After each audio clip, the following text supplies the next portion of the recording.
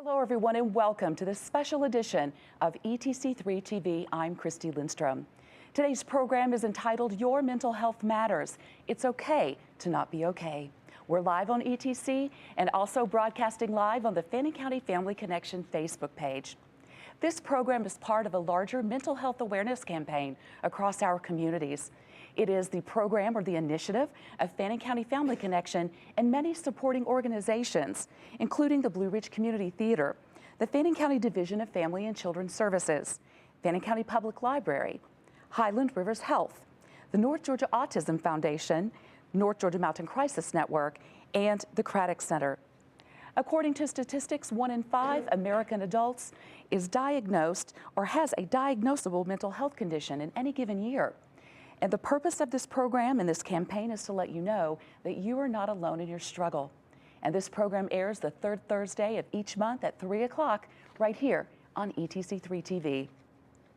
And you can find mental health resources on the Fannin County Family Connection webpage at fcfc1.org. Just click on the mental health tab. Our special guests today include a reminder about the October watch parties for the documentary Angst, and I'll give you those dates in a second. Also, we're going to talk about depression and also first responders in mental health with Dr. Elaine Dilbeck. We will talk about families and children in mental health with Andrea Gibby of the Appalachian Children's Center. And then we'll close out the program today because October is Domestic Violence Awareness Month. And Kimberly O'Neill with the North Georgia Mountain Crisis Network is here to talk to us about that. So I want to begin with a reminder of the documentary watch parties that are coming up. Each watch party is free. They last an hour and a half. That includes an hour of the documentary Angst, talking about anxiety and depression. So it's an hour-long watch party, followed by a 30-minute question and answer or talk time. So an hour and a half of your time, and those begin next week across Fannin County. So Wednesday, October 27th at 6:30, it will be at the Craddock Center. Thursday, October 28th at 6:30 at Fannin County Family Connection. And also you can watch Angst on Saturday, October 30th at 4 o'clock at the Blue Ridge Community Theater. So 3 opportunities to join together with the community to watch this documentary called Angst. And you need to register, and you can do that at fcfc1.org and just click on the mental health tab at the top of the page and then click on Angst, A-N-G-S-T, and that will tell you all you need to know about that documentary. So I hope you'll participate.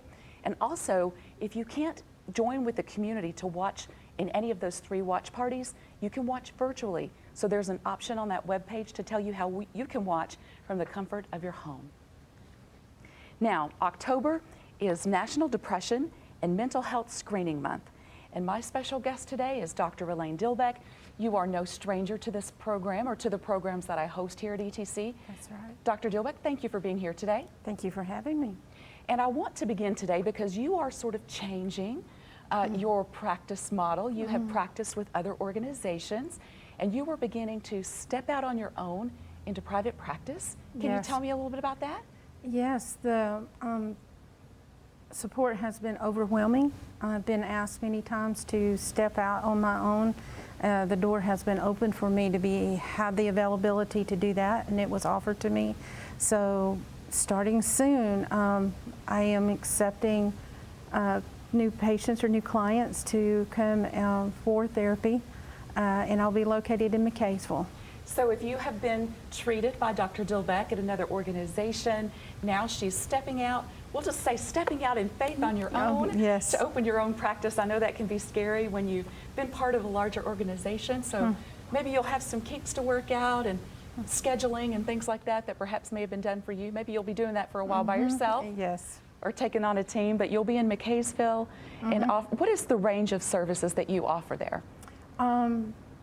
Anything to do with mental health, but my area of expertise is the trauma for both military, first responders, and for civilians.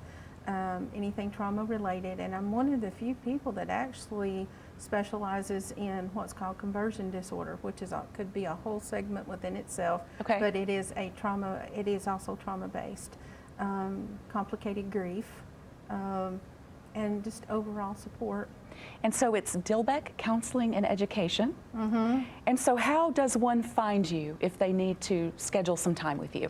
You can reach out to me on Facebook. You can reach out to me. You can Google my name. It'll bring up my website, and you can reach me through that website. And my phone number is also listed.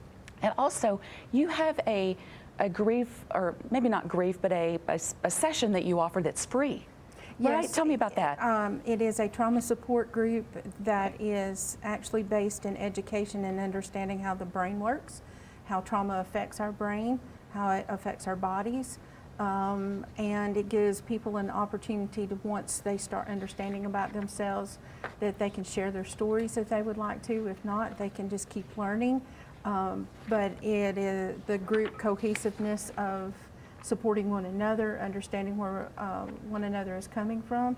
And I offer that through my church, World Harvest North in Blairsville, and it's on Tuesday nights at 6. Tuesday at 6, if you want to connect with Elaine, perhaps that'd be a good way to find you. Yes, yes. And the reason that I wanted to bring you here today, you've been a guest on my personal shows here at ETC many times to talk about post-traumatic stress and other things that have been highlighted in certain months. And also today, or October, is Depression Awareness Month. And so I wanted to have you here to discuss that, because the purpose of this overall campaign that we've talked about is to expand our mental health resources, or our knowledge, what we know about mental health, and to let people know what services we have available. Because it's been identified that we just don't have enough service. And I think for the 3 guests here in the studio today, you've all discussed how we don't have enough service available. So we want to use this TV opportunity to let people know more about these mental health issues. So depression, what is it? I don't know if you could have one line to describe exactly what depression is, but depression is a feeling of hopelessness. And sometimes depression can be a symptom of something. Sometimes it can be a diagnosis within itself. But when you're looking at life and you're looking at everything overall, you feel a sense of hopelessness, that there's not, why should I try? Why should I give it any effort? Why should I get up? It can cause you to feel tired. It can cause you to feel to where you can't focus, you can't concentrate, you can't find good in anything. There's nothing that you want to do. There's a loss of interest in wanting to participate in life, or even just getting up and sweeping your floor. So it is that feeling of, why should I bother? And what happens to us to make us depressed? And I was looking online, there's a discussion of nature and nurture, or nature, like, is it something happening in our brain, or is it something happening around us? What's happening to cause us to feel depressed or to be depressed? To answer your question, both of your statements, yes. It can be environmental. Okay. It can also be circumstantial. It can come with a medical condition. People who have had heart attacks, major medical issues. Depression is a symptom. Again, the key is that you feel this sense of hopelessness. There's no hope. Why should I hope? What is there to hope for? You get tired of trying. You get tired of, and it wears you out to put forth any effort to try to do anything. One of the things that I ran into when I worked in a nursing home, it's very, very common with stroke victims too. Because when you have somebody who's so active in their family, all of a sudden they've had a heart attack or they've had a stroke, they're in the nursing home, even though it's rehab, they don't feel productive. They don't feel like they're contributing to their family or to society. Again, it's all centered around the feelings of hope. So if I feel like I'm suffering from depression and I come to you as a therapist, what is the process, or how do we talk? How do you discover or figure out what I'm feeling? Or tell me about the process if I came to you and sat down in front of you. What's that process like? I like to brainstorm, especially in the first session. It's like, no matter how crazy it sounds in your head, and I don't use the term crazy lightly. I know what that feeling feels like. But no matter what's in there, just get it out, say the words, and then we'll sort through it. Because we don't just wake up one morning and decide that we're going to be depressed. There's always a reason. There's always a cause for it. And we may not realize what that cause is. So it's brainstorming together. It is looking at the situation. It is, let's walk through these circumstances. When did you notice that it became an issue, that you felt like you could find no hope in your everyday life, that you found that you could not get up? So it's not necessarily a lot of clinical questions. It is sitting with someone that you can just say, just get that, as I call word vomit out, you know, just say all those words, and then we'll sort it out, and then we'll see where we're at. Because sometimes, in some cases, when you do that, you'll find out it's not as hopeless as you thought it was at that moment, that we can find those resolutions. We just need to see it. See, our biggest problem is being in our head. Being in our head. Yes. And one of the resources that's shared on the Fannin County Family Connection website is from Mental Health America. There are also some resources shared from the National Alliance on Mental Illness there. And there's a kind of a list of symptoms, and let's just kind of talk through these. I found these online, and you can do a search and find some yourself. So you can tell me, people with depression may experience these things, it says, and I think you've already alluded to them. Feeling or appearing low, empty inside, irritable most of the day, every day. Do you agree with that? Yeah. Just a feeling of that irritability, feeling low. Losing interest in activities that you would normally enjoy. Right. Changes in appetite or weight, eating more or less, gaining or losing weight. And also these might be some signs, maybe if somebody in our family is experiencing depression, could we look for some of these signs too? Yes. When the thing to look for, the key to look for, is anything that's outside of the normal. Outside the normal, okay. Outside the normal. So if there's a basic, everyone has a basic pattern. Okay. A behavior.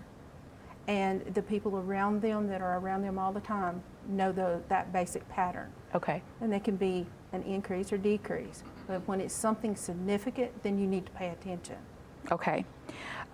Changes in sleep, either not being able to sleep or sleeping too much.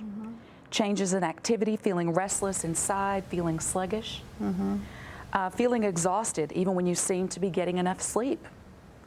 Speaking or moving slowly, fidgeting, pacing, it says. Feelings of worthlessness or guilt. Difficulty thinking, concentrating, making decisions. Thoughts of death or suicide. Yes. Those can be some symptoms of somebody that's experiencing depression.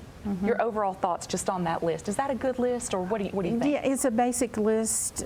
It's not necessarily a checklist, but it's a good thing to look for.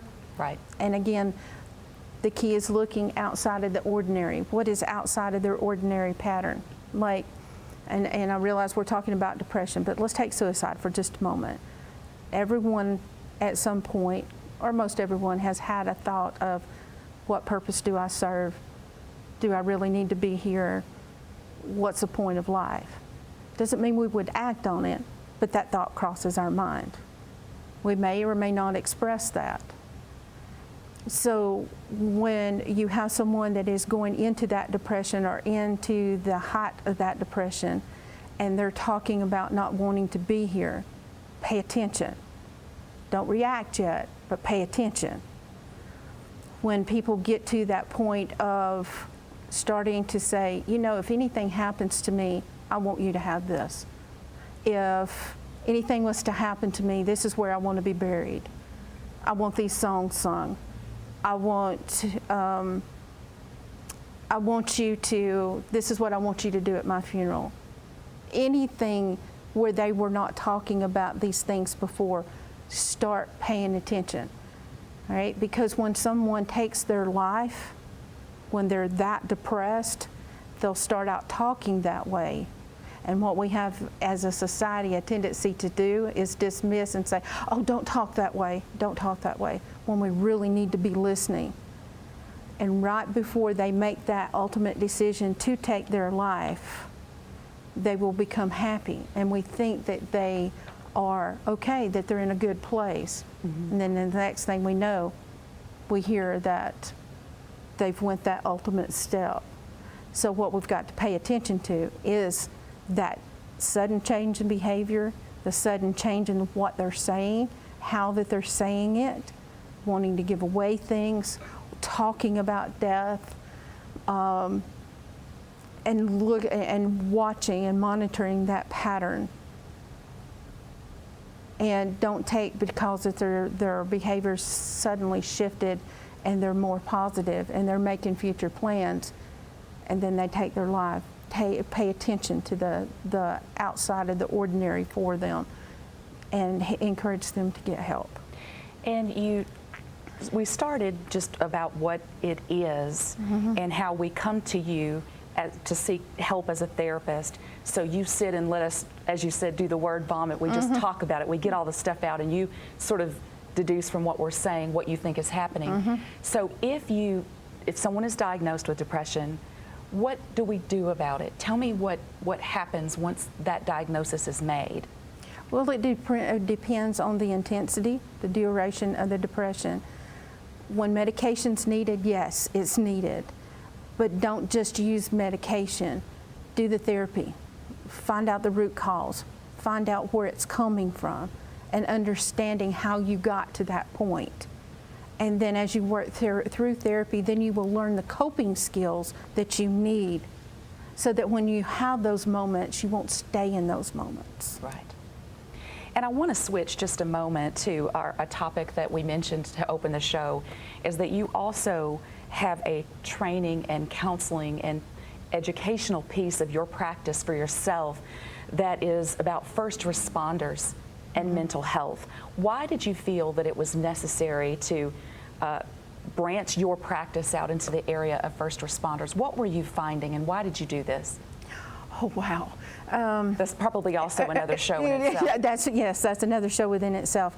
I work a lot with veterans, and one of the common things that I found with veterans was that they're so upset, disgusted, and with a broken VA system that no one gets them, no one understands them, no one can help them to understand why they think the way that they do. Well, when you go even beyond the military, then you've got law enforcement. And then you've got your first responders, your EMS, doctors, nurses. So they're all trained to act within that moment. You only have this moment to make this split second decision to do what needs to be done. And like officer-involved shootings, yeah, it's part of the nature of the job. Yes, they chose the job, which I've heard this a lot, and so have they, that it still bothers them. It still bothers them that they had to use that kind of force. They have nightmares. They have regrets. They have feelings of guilt of what could I have done different. They don't put their humanity aside just because they have this job. Right, right. And the public don't realize that they struggle with these things. They don't understand that when they come home and the uniform comes off, the badge comes off, the gun comes off, whatever capacity that they're in, or that lab coat comes off, that when they're trying to sleep at night, they're wondering if they did everything that they could possibly do to do their job to the best of their ability. So where civilians can access our fight, flight, or freeze, first responders can only, like military, I can only access my fight because that's what I have to do. I have to fight to take care of this situation, to make sure everyone's safe, to make sure I can save this life. So that's the reason I got into it, is because they're misunderstood. The anger that they have is not directed at the public, but when they've carried all that they can carry, sometimes the wrong person at the wrong time can bring out that part that they don't know how. They've tried to compress it and they can't compress it. And how does someone that, if they're in those fields that you mentioned, how do they find you or become aware of what you offer? Is that on your website too? Yes, or? that's on my website too. Okay. And I have a colleague, and I'm going to throw him out here too. He's a 24-year Army combat veteran, and he's currently in law enforcement in Middle Georgia. And he and I tag teamed, and he does what he does where he's at. And we are offering presentations to, as of today, I have trained, and I've mentioned this many times, 543 law enforcement officers in understanding mental health, understanding post-traumatic stress, how things can affect them. And so we have expanded that out to like veterans for peer support and suicide prevention. There's 22 veterans every day that take their life. Some very young that's only been in service for a couple of years, all the way up to they've been in retirement for many, many years. And we need to get that suicide rate down. And one of the ways that we can do that is through education and helping them to understand one another, understand themselves, and give them the support that they need. So he works a lot with the law enforcement, but with veterans. And I work with a veterans organization in Murphy, North Carolina, that I do trainings with them. So if you're an individual and you need individual assistance to learn more about this overall program that you offer, or perhaps you're an organization, a law enforcement organization, or a firefighters group, or a paramedic or EMT group, or just Homeland Security for a local community, they could partner with you and you could offer this to their employees. Absolutely. And again, let folks know as we wrap up how to reach you. You can reach me through Facebook. You just look up my name, and you can find my personal Facebook page. Elaine Dilbeck. You can just Google me, just Google my name. A lot of it all pops up. It all pops up. My website, my name, all of my education, my background, who I am and what I offer. Her titles are about a page long. I've typed them out once and I said, I just got to cut these out and say doctor because it's way too much for me to mention. So you are a trained and so many new programs that you've learned about and you offer through your office. Yes, and I'm more than happy. It's more important for me to get the information out and to train and to help people to understand themselves, hopefully to make their life better than what it is. Well, we appreciate you being here today. Thank you. Elaine Dilbeck with Dilbeck Counseling and Education. Opening up that new practice in McCaysville, and we wish you absolutely the best. We know that you are needed in our community. Thank you. And so best wishes as you strike out in private practice. Thank you. Thank you very much. So you can find Elaine on Facebook, and I've done shows with her before, and we'll attach her contact information to this program as we do for all of our resources so that you can stay connected if there are resources that we offer that you need. So thank you again for being here today. Thank you. Thank you. And thank you for watching. We finished our first segment. We'll be back in just a moment talking about children and families and mental health with Andrea Gibby of the Appalachian Children's Center. So stay with us.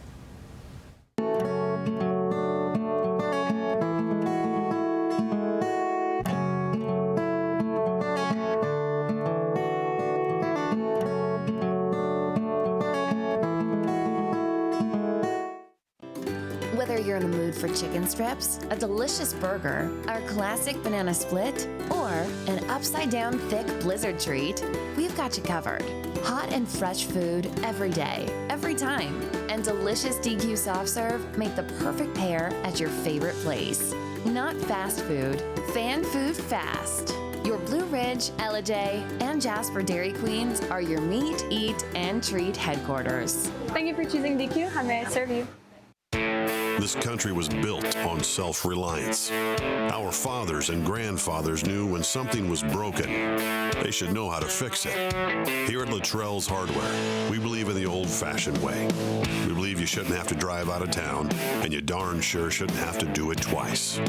Most importantly, we believe our customers should be like family. So come see us here at Luttrell's on Highway 68 in Copper Hill.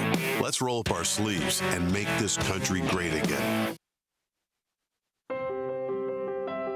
I first saw a turtle, my heart was full. Now I'm anything but lonely. We have this deep connection, this heart connection. He just wants to be close to you and part of your life. Every day with Turtle is a perfect day. When I'm holding her, it makes me feel calmer. I think everything he does shows how much he loves us.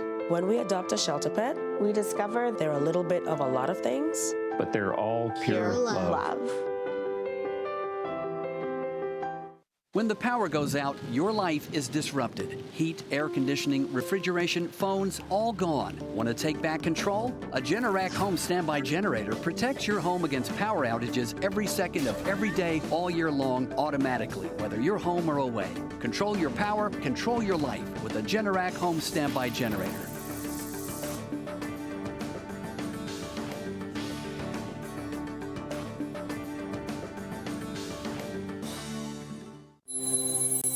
ATC knows the internet is evolving, taking new twists and turns. As we add our input, make our choices, and follow the light that connects us all. It's quite a journey, one to experience with the fastest speeds available. Contact ATC, connect to the internet speed that suits your journey, and enjoy the ride. Okay, Dad. 1, 2, 3. You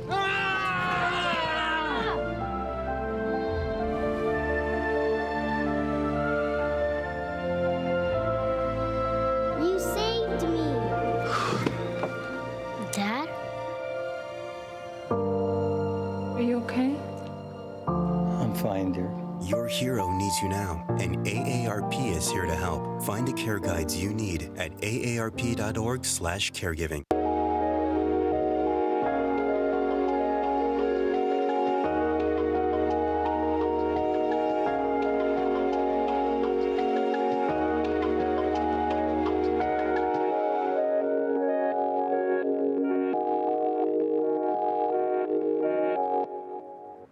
Welcome back, everyone, to Your Mental Health Matters. It's okay to not be okay.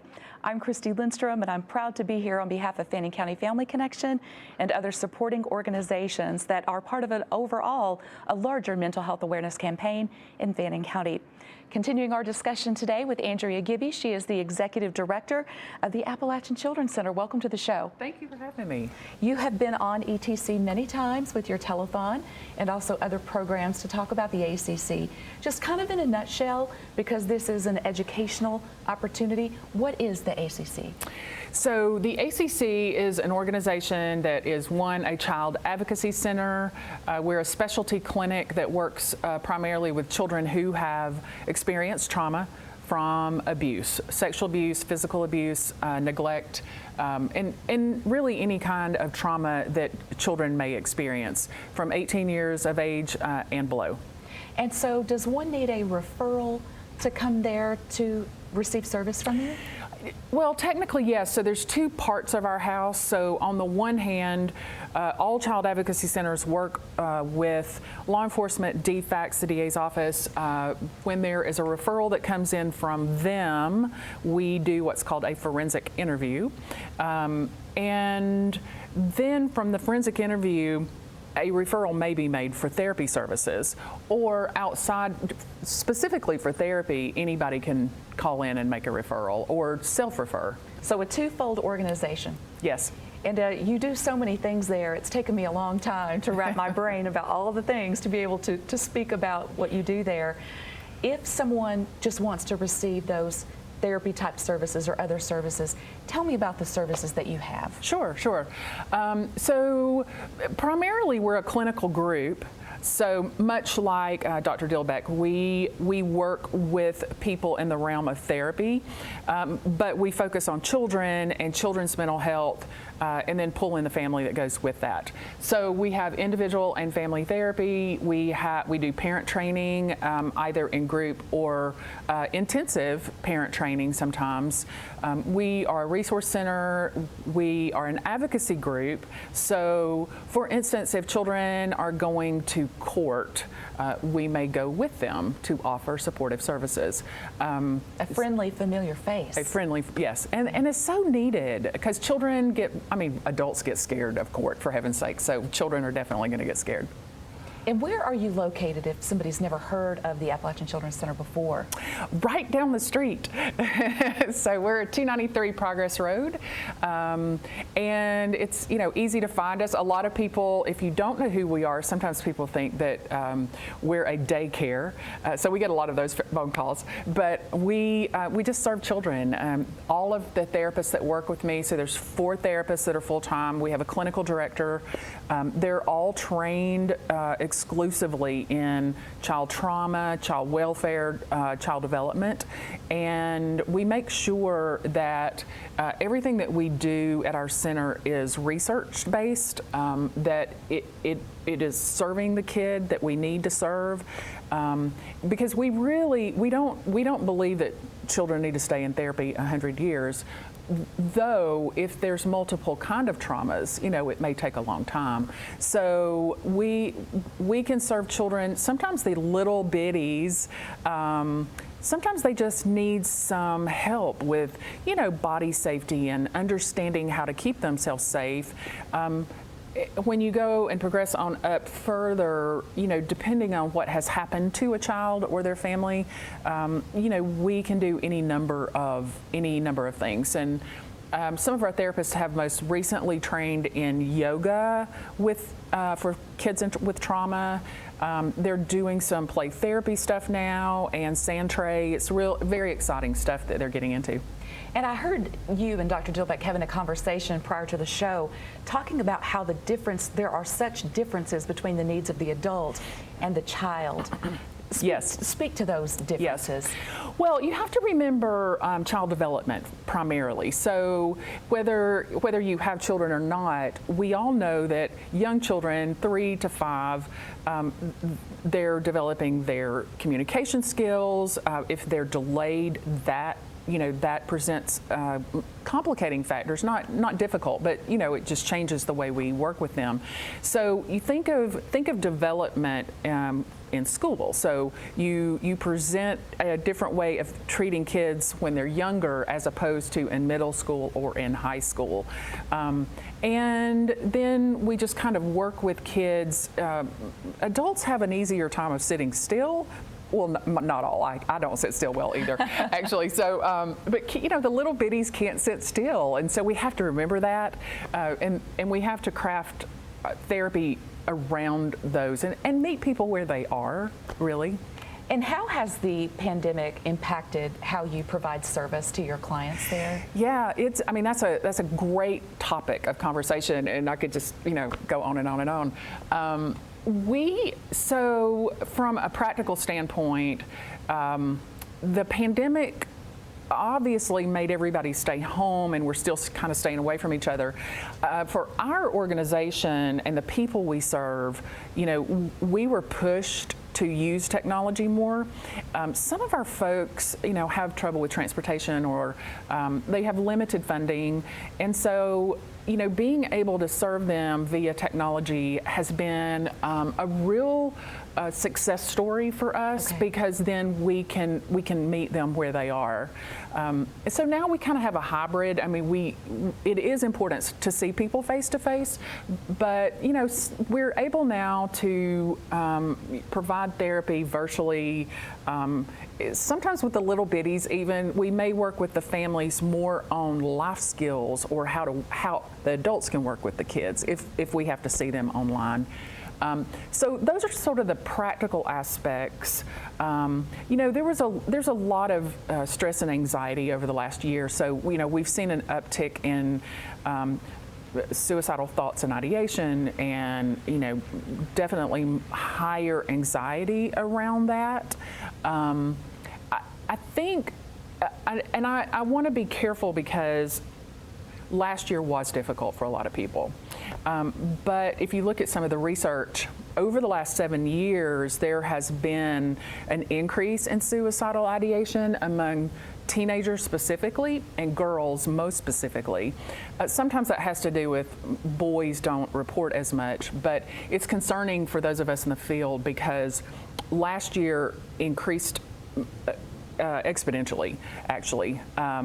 kind of 100% from before. But it was. Was that pandemic related or something else? Well, I think it was both. I think from what we're seeing, and some of the research is still going on, some of it had to do with being isolated, not having that network of protection at school and somebody to talk to.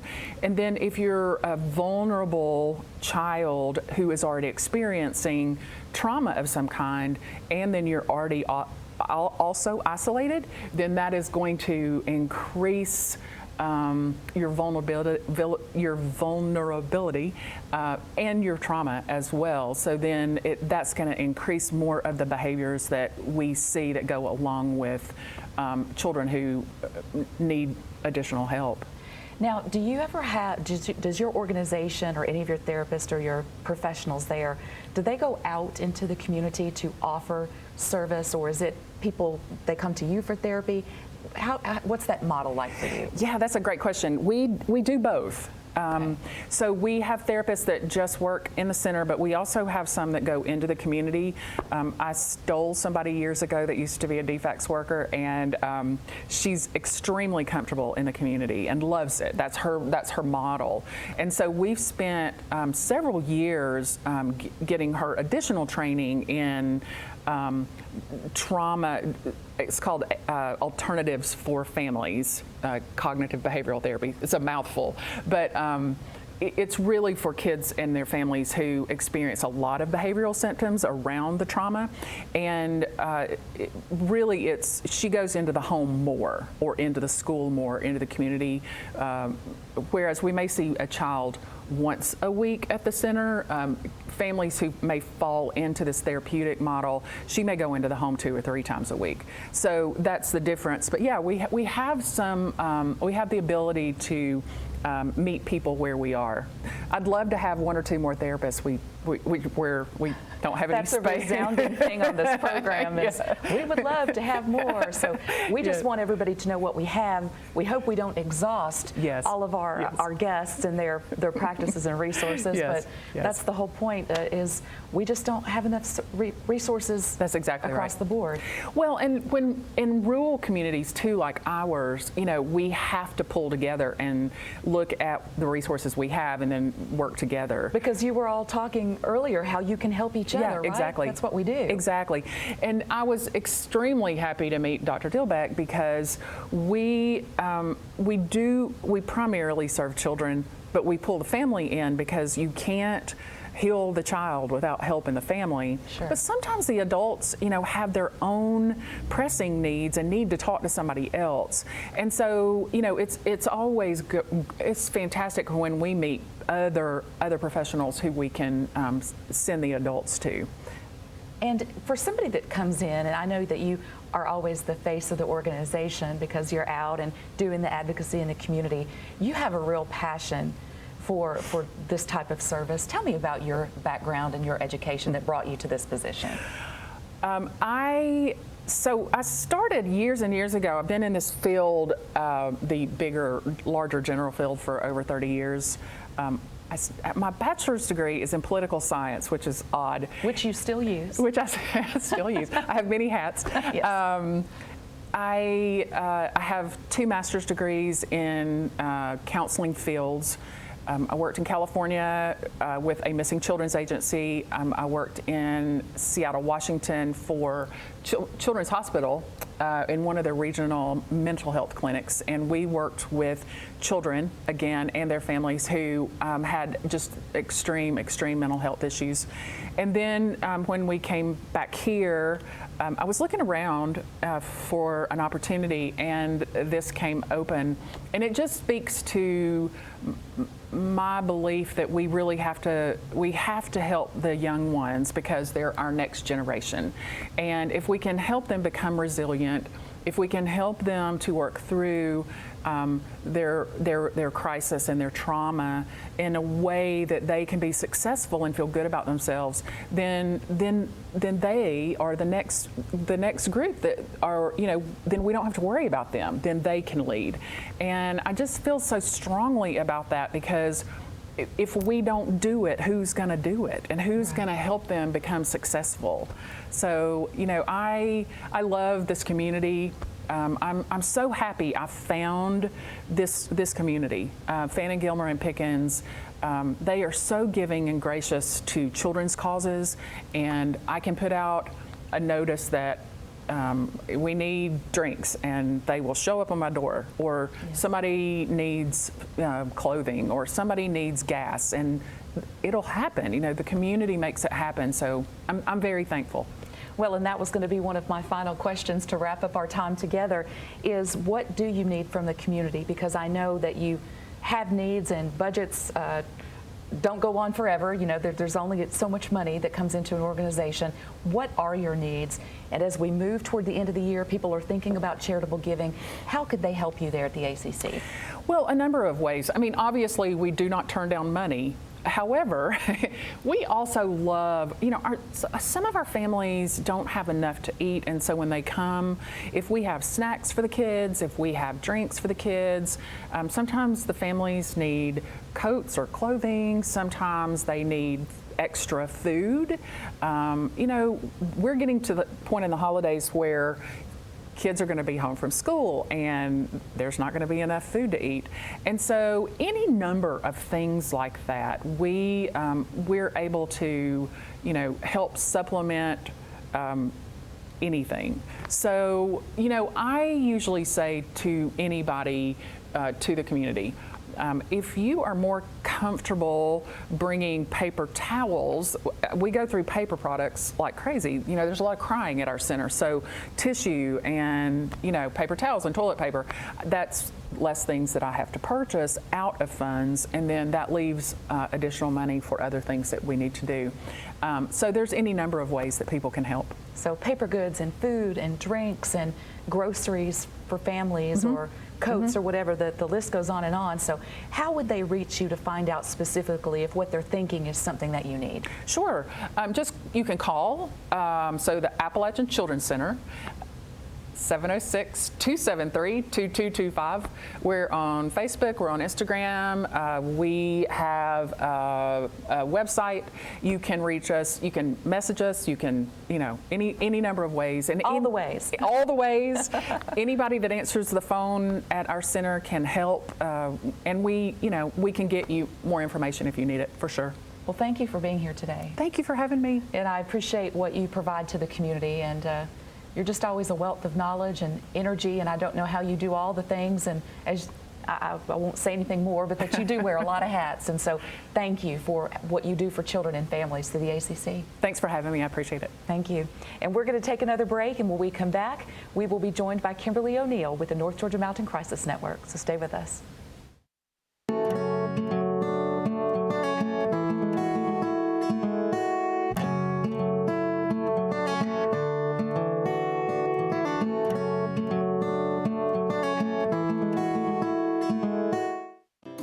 Whether you're in the mood for chicken strips, a delicious burger, our classic banana split, or an upside-down thick blizzard treat, we've got you covered.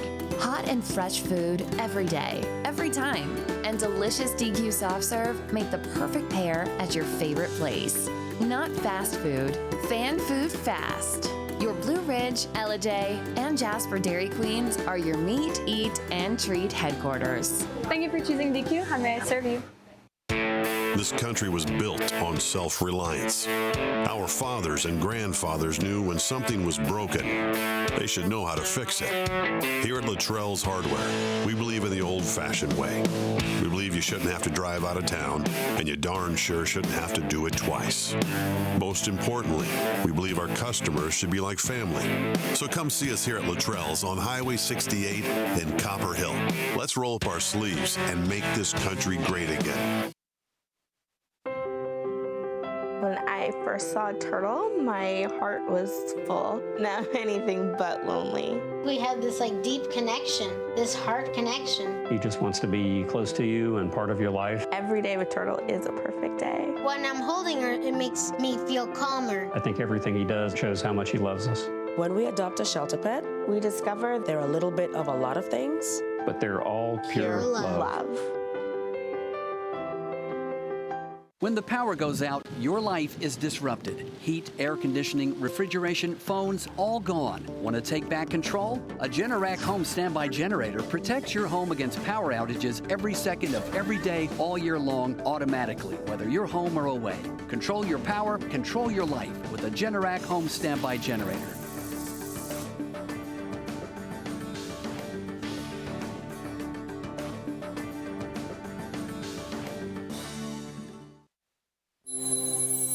ATC knows the internet is evolving, taking new twists and turns.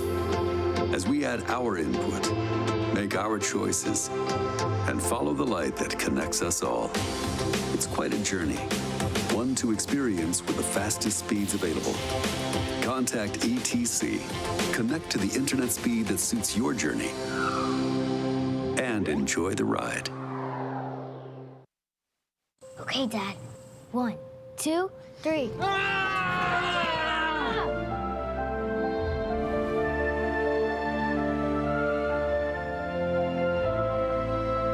saved me. Dad? Are you okay? I'm fine, dear. Your hero needs you now, and AARP is here to help. Find the care guides you need at aarp.org/caregiving.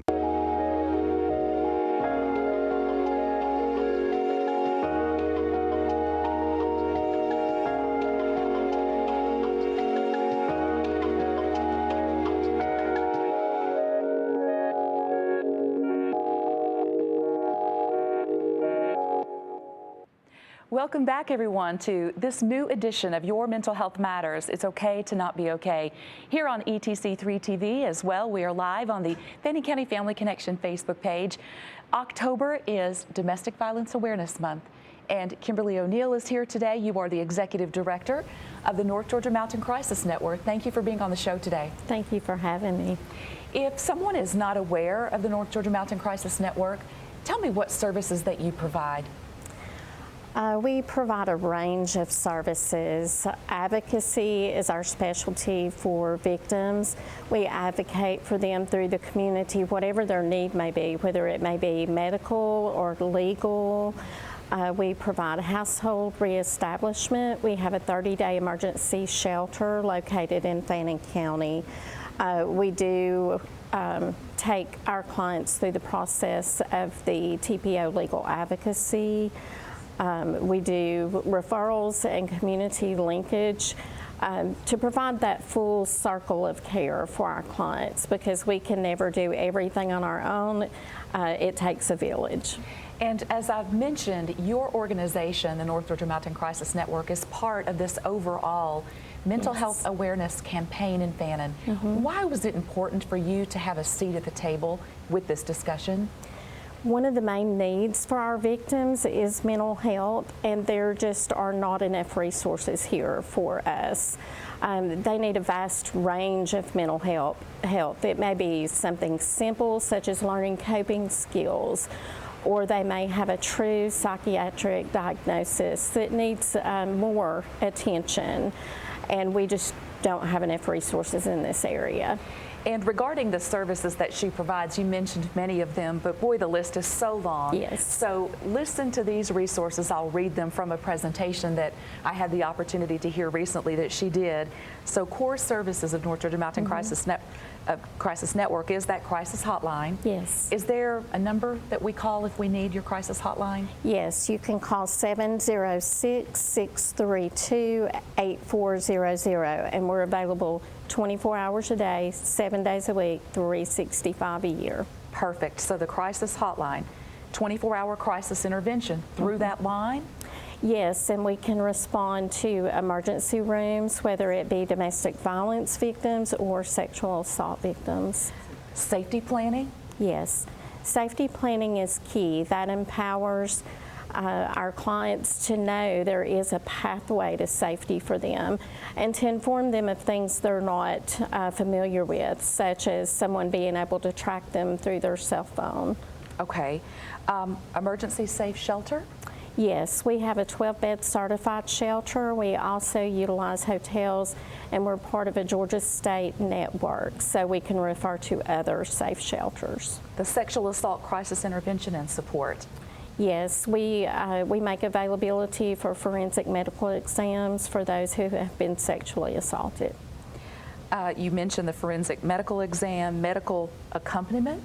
Yes, and that could be for a domestic violence survivor or a sexual assault victim, whatever the need is. Legal advocacy? Yes, we help clients obtain temporary protective orders, which keeps their abuser away from them and lets them be able to function with a layer of safety.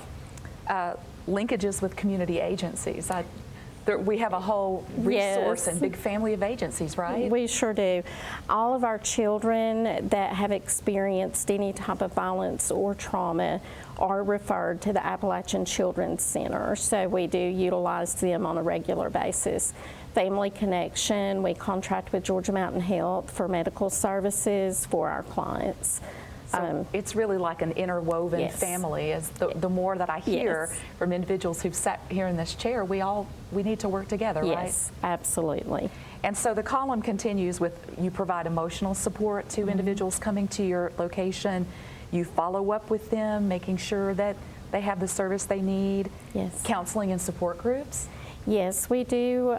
We've been very fortunate. We have just gotten an in-house counselor for our clients. She's not available on a daily basis, so again, there's a shortage of that mental health need. But she does come to our facility one day a week, and she leads a weekly support group for our victims. Fantastic. You can provide information and referrals, and this is the piece I really like: community education, outreach, and prevention. Yes. So this is obviously an amazing way for outreach today through this program and through this Facebook Live.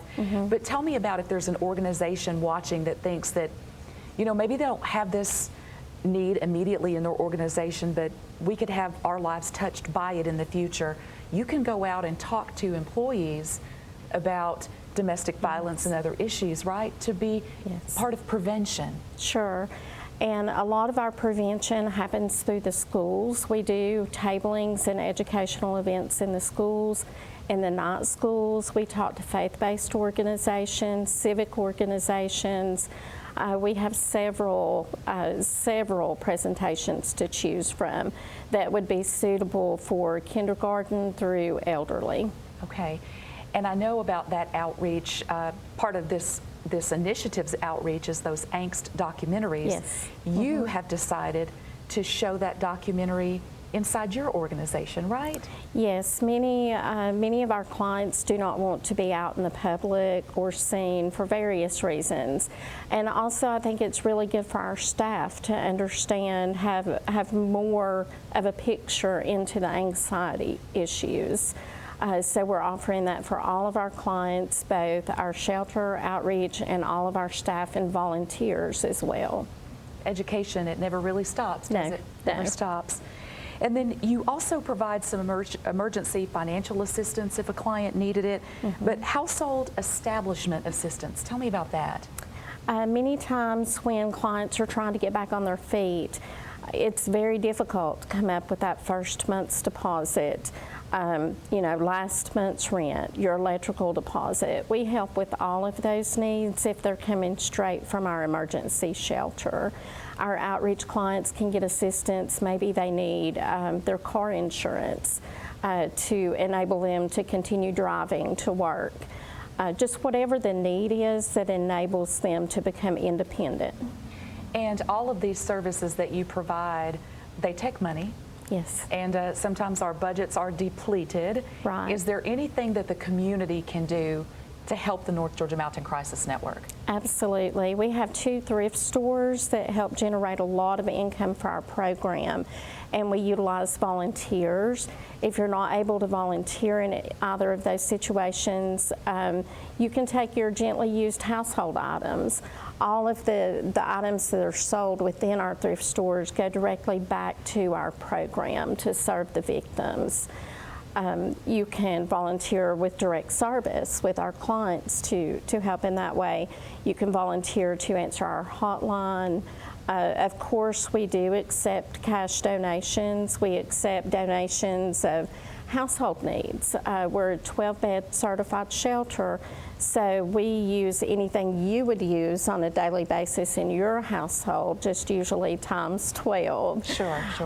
So there's lots of opportunities. We have fundraisers throughout the year. We use volunteers for that. And we've had a lot of great third parties step up and do fundraisers for us, and that is just exceptionally beneficial to our agency. And what about a number or contact if somebody wants to give in some way? They can call our hotline as well. Someone answers that 24/7. Can you get that again? Yes, that number is 706-632-8400. And of course, they can reach us through social media on Facebook or our website.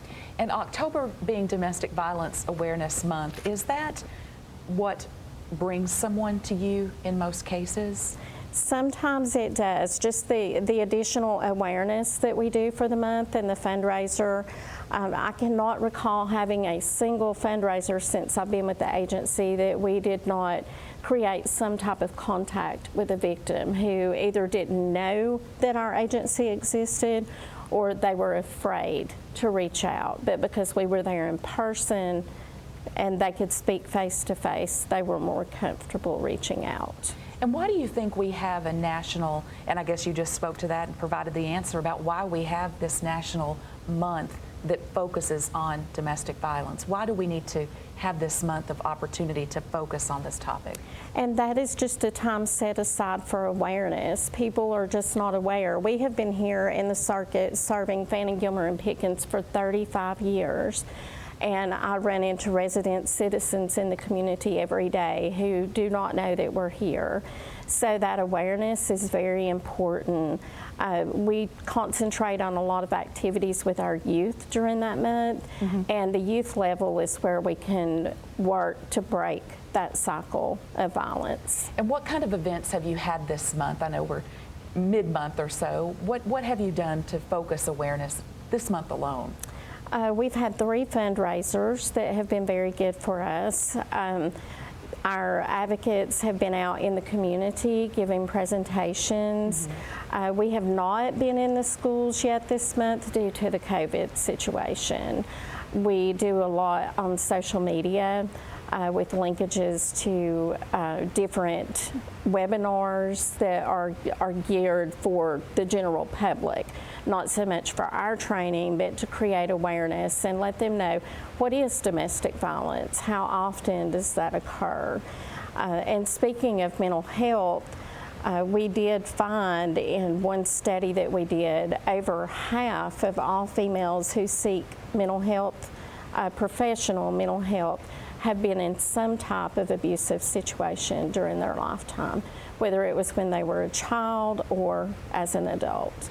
And if somebody does not have this experience with domestic violence or needing assistance in their own personal life, are there any statistics or information that you could provide to let them know that it could be happening more than they think?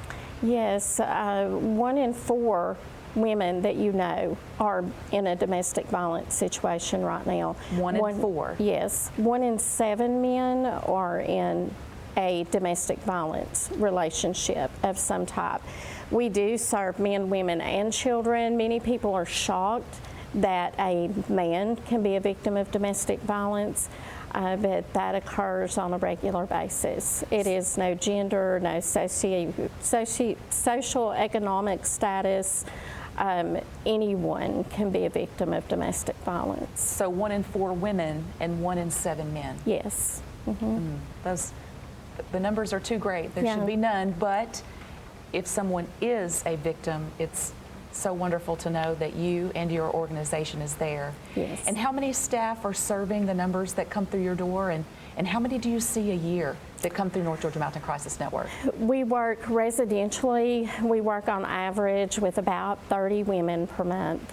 Around 30 women per month, but that is just in our shelter. Okay. Our hotline. But 12 beds? Yes. Okay. Yes. They are not always, like I mentioned before, we utilize the hotels. So we may have multiple people in a hotel somewhere. We also have cots that we put out when we're on the overflow. Many people are in a situation where we can relocate them to their families. So if they need to leave the area and they have no way to get back to their family, we can assist them in getting, if mom's in California and that's where the daughter needs to go, then we're going to help her get there. Well, thank you for being here today and providing this information. And as she mentioned earlier, 706-632-8400 is the number, whether you need help or you want to provide help in the way of goods or services or financial, whatever you might need. 706-632-8400. Yes. Thank you for being here today. Thank you. And our time is up for today. We thank you so much for watching this program on ETC, Your Mental Health Matters. It's okay to not be okay. We will be back next month with an all-new program, the third Thursday of the next month at 3 o'clock right here on ETC. Thank you so much for watching. Be well.